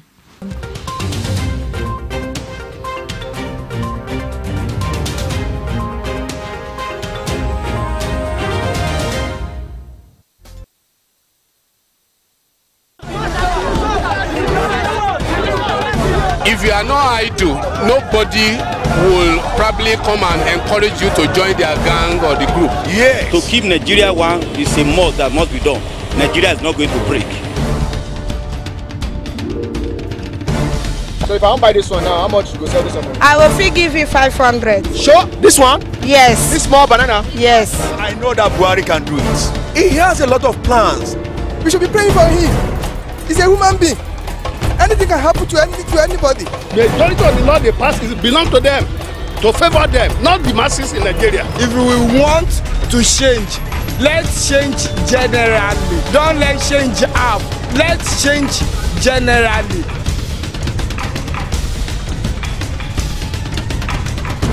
The people giving voice to the voiceless. Well, it's another episode of your darling program, The People. I'm your host, Emmanuel Ajayi. On the street here, getting the pulse of Nigerians on topical matters. Well, I'm sitting right here under the canopy. Well, for what reason, I don't know. But one thing that is very sacrosanct this time is that we're looking at the Senate invasion, what happened in the Senate with the snatching of the maize. Nigerians indeed are talking concerning this one. Quite interesting. Let's go more on the streets to feel the pulse of Nigerians on this matter. As I remain your host, Emmanuel Ajayi. See you more on the streets. The people, the people, the people, giving voice to the voiceless. Not just pathetic, we are shocked. And that actually makes us to know that the security nature of this country is skeletal, not reliable. We have about 3 to 4 arms of security personnel or body. One, DSS are there, SSS are there, Nigerian police are there. Then the gates are there. The first gate, the entrance to the National Assembly gate. And you are telling me that it is no coup. Are you getting me? Then only 2 to 3 people were able to penetrate as much as 500 military personnel, intelligent body, enter the National Assembly, go straight to where the maize was, pick it, come out with less or little or no resistance. They were able to walk out gallantly, take their jeep, and escape. And you are telling me there's no compromise from higher place, from higher authority. If we have to court-march here, 1 or 2 people from higher place, I want to establish that there is coup in this process. You cannot be so bold like that and enter National Assembly, pick the maize, walk out gallantly like that. It's most embarrassing. What I have to say is that it's just a disgraceful act on Nigeria and Africa in general. That the security men, almost how many days before he gets to the Senate, that the security men were there, and these people had that affront to go and take the mess and go away, and nobody said anything, and they went scot-free. To me, I feel the whole security should be overhauled and even changed so that they bring new people. If they are conniving with the people that did that rubbish. What we see means that we don't have security in Nigeria.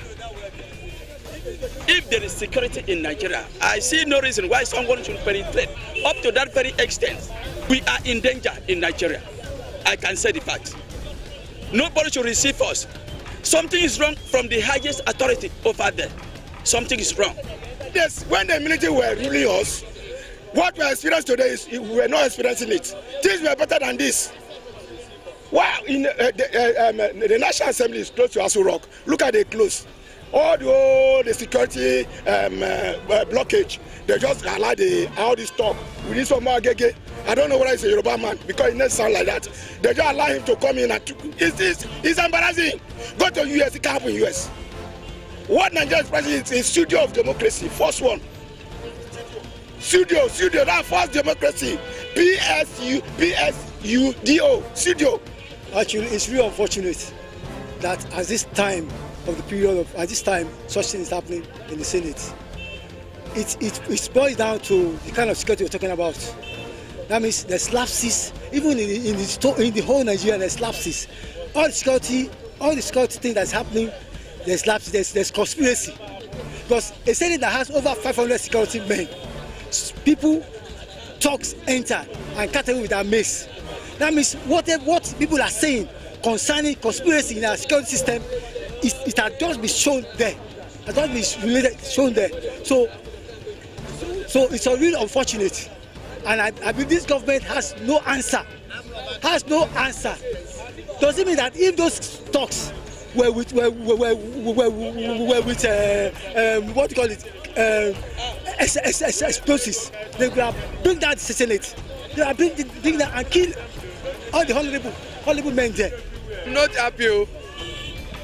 I'm not happy at all. Why? Because there is no security. The situation is the government situation that causes the invasion of the senators. Why are you looking into the government? Because the way I observe, the way I look at it is the government, there's no strong policy and obey. They do not. I think this government, so many disobedience, both years and for a year. They would have suspended maybe for the constitutional right.